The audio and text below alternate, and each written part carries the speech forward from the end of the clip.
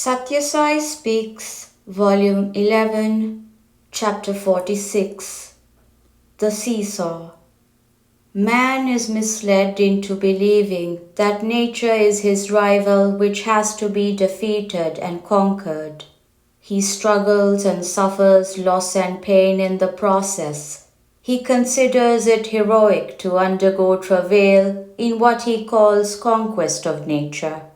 But if only he feels kinship with nature as equally saturated with divinity and proclaiming with equal clarity the immanence of God, he can be happier and much more restful and content.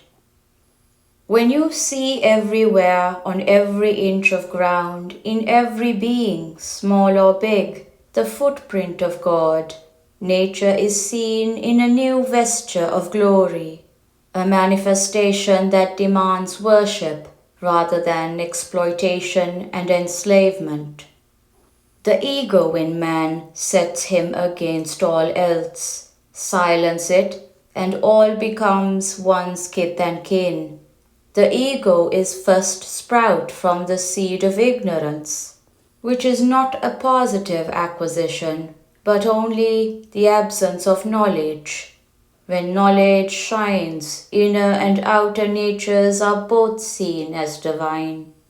There is nothing that is not it. When this is experienced, love floods the heart and flows towards all.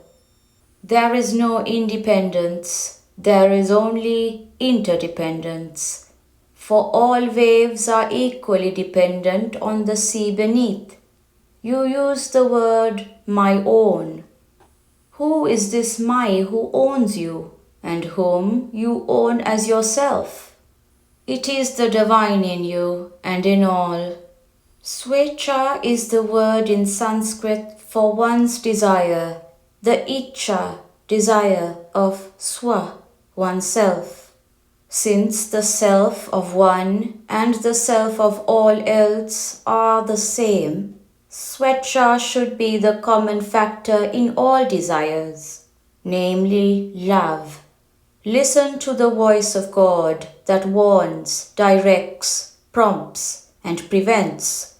You cannot then be wrong. Direct all your powers towards God. It may be said that love is a universal virtue, and it is being manifested in human relations, more or less, by all, but it is limited and poisoned by petty considerations and dried up by hatred and envy. Love must see the best in others, and not the worst. Love cannot ignore the divinity in others. Blind men have the right to deny light, but those with eyes have no such explanation. When such men swear that they see only the many and not the one, it is surely the fault of the vision. Try to correct it through sadhana, spiritual discipline. You have three means of understanding: Ichcha Shakti, the power of the will; Kriya Shakti, the power of action; and Jnana Shakti, the power of knowledge. Direct all three towards God. Desire Him, serve Him, and know Him. Do not let the senses and the emotions run away with you on their back. Hold them in check. Set before them the goal of God. If your emotions prescribe one direction, guide them in the contrary direction. That is the way to counter their evil. Once it happened that Krishna, Balarama, and Satyaki, who were quite little boys at that time, scarcely 4 or 5 years old, strayed into a thick jungle all alone, when darkness fell and there was no way of reaching Gokulam. Of course, as you must have guessed already, it was a stratagem of Krishna. Even at that age, he would do nothing without a deep purpose behind it, and the purpose would invariably be teaching someone some good lesson. They decided to spend the night just where they were. Krishna put fright into them with his descriptions of ghosts, ghouls, and demons roaming in search of human prey. He proposed that two shall sleep for 3 hours at a stretch, while the other one kept watch. Anger can be subdued only for forbearance. It was Satyak's duty to keep awake and be on the lookout from 7 to 10. Balarama was to be vigilant from 10 to 1 a.m. Krishna was to start his part of the duty at 1 and keep on till 4. Satyaki sat up to 10 and Balarama and Krishna laid themselves on beds of dried leaves and slept soundly. Meanwhile, a demon did actually present himself before the little Satyaki. He fell upon the boy who resisted heroically, dealing and receiving hammer strokes with fists, with a good number of clawing and biting in between. The demon had to retreat at last, leaving Satyaki badly mauled, but happy. The 2 brothers were sound asleep. They had not been disturbed in the least by the noise of the encounter. Satyaki had met blow with blow and dealt injury for injury. At 10, he awakened Balarama and stretched his body on the heap of leaves as if nothing had happened. The demon invited Balarama too for combat and had to retreat humiliated because Balarama too was as fierce as he, and his blows were even more terrible than Satyaki's. Balarama too curled himself into the bed at 1 a.m. after waking Krishna, who was to keep watch until Brahma Muhurtam, the auspicious hour when gods are to be propitiated, that is, 4 a.m. The demon came roaring like a wounded tiger and advanced ferociously at the little divine boy. Krishna turned his sweet, charming face at him and rewarded him with a lovely smile. That smile disarmed the demon. The longer he came under its influence, the weaker became his vengeance and venom. At last the demon became as docile as a lamb.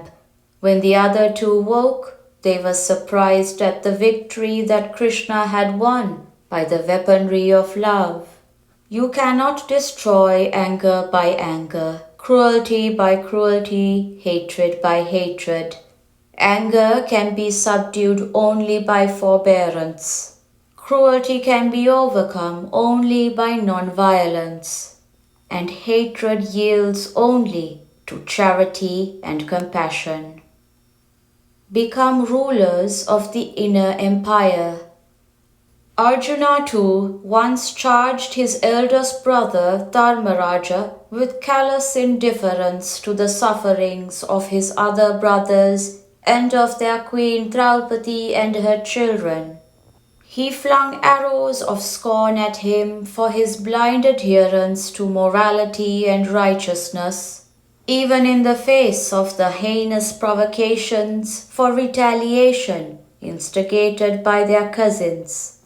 As a result, Arjuna told him, "Our mother lives apart from us. Our wife is insulted in open court. We wander as exiles in the jungles. My son has been surrounded and done to death, and we have been defamed and disgraced beyond endurance. All the while you have been putting up with all this ignominy, content with your clinging to virtue." When he had finished his tirade, Dharmaraja replied calmly with no sign of resentment, "Patience, tolerance, love. These alone can bring success. Of what use is victory if it is gained by falsehood and ferocity?" Such a war will breed wars forever. We shall act ever as if we are in the presence of God, as if God is watching and weighing every thought, word, and deed. See yourself in all. See all in yourself. That is the road to lasting peace and joy. Let us not seek the outer empire. Let us become rulers of the inner empire. Let us not try to defy the outer enemy, leaving the inner foe to grow in striking power. We have Krishna with us, and so, who can defeat us? We shall win through winning His grace. Do not allow faith to be upset. Never stray from the path of right, whatever the trouble or temptation. Do not loosen the grip, do not turn back. Do not allow faith to be upset. If you attach importance to riches or children or fame or fortune, you are thereby announcing that you are devoted not to God but to riches, children, and the rest. If you are a devotee to God, how should you manifest that devotion? Let me tell you how. By manifesting divine qualities, divine virtues, divine love, divine strength. Become Sai, be Sai. When the river Chitravati is boisterously rolling along, we call it a flood. When the waters have receded, we call it a river. When desires, plans, wishes, and yearnings roll along, we call it the mind. When they subside, we call it chitta, consciousness. When the white cloth is dirty, it is the mind. When the whiteness is restored by washing, it is chitta. When desires make you greedy to possess, it is mind. When love makes you revere and adore, sympathize and serve, then it is chitta. The mind can be transformed into chitta only through jnana and sadhana, inquiry and discipline. Jnana is the stage of studentship or apprenticeship. Sadhana is working on a job, and when you go through these two stages, you can afford to be calm, contented, loving all and being loved by all, as the old man who retires on a pension. When you give expression to your innate divinity, it takes the form of love.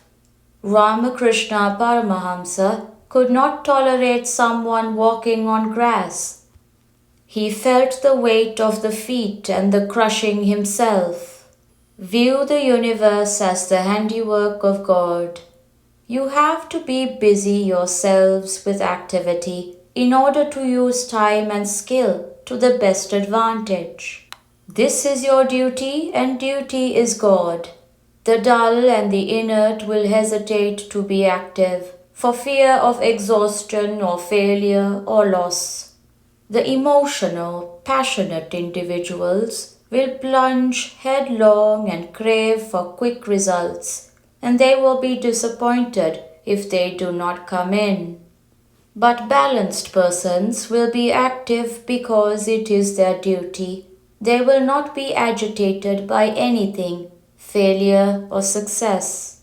The godly will take up activity as a means of worshipping God, and they leave the results to God. They know that they are but instruments in the hands of God. The godly are following the Sattvic, but due to sheer ignorance and the unquestioned obedience to the senses, man is suffering pain and grief. That is the sad state of affairs, not only in India but all over the world. Try to sanctify every item of work by dedicating it to some divine end. The universe is the handiwork of God, and therefore meaningful and moral. View it as such and derive the utmost benefit. Without dedication, work is like a paper flower, unfit to be offered to God, cheap, fragranceless, dry and tawdry. Offer God real flowers grown in the garden of your heart, fragrant, beautiful, delighting. Try to see everyone as a ray of God.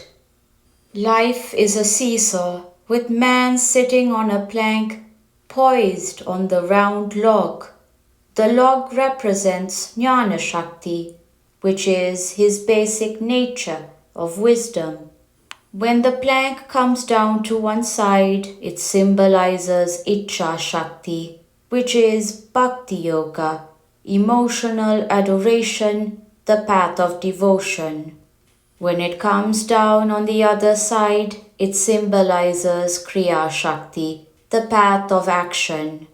This is Karma Yoga, which is activity that adores men as embodiments of divinity, service to man, adoration of nature, by fostering love and tenderness. So long as the seesaw is balanced on jnana, one is safe. Jnana, or wisdom, is the awareness that God is all.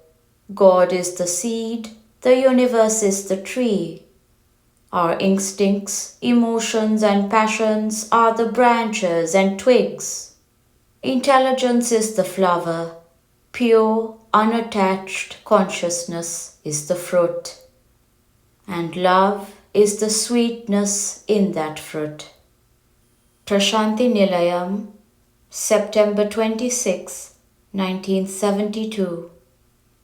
The root of all religions, the substance of all scriptures, the rendezvous of all roads, the inspiration of all individuals, is the principle of prema, love. It is the firmest foundation for man's mission of life. It is the light that ensures world peace and world prosperity. Sri Sathya Sai Baba.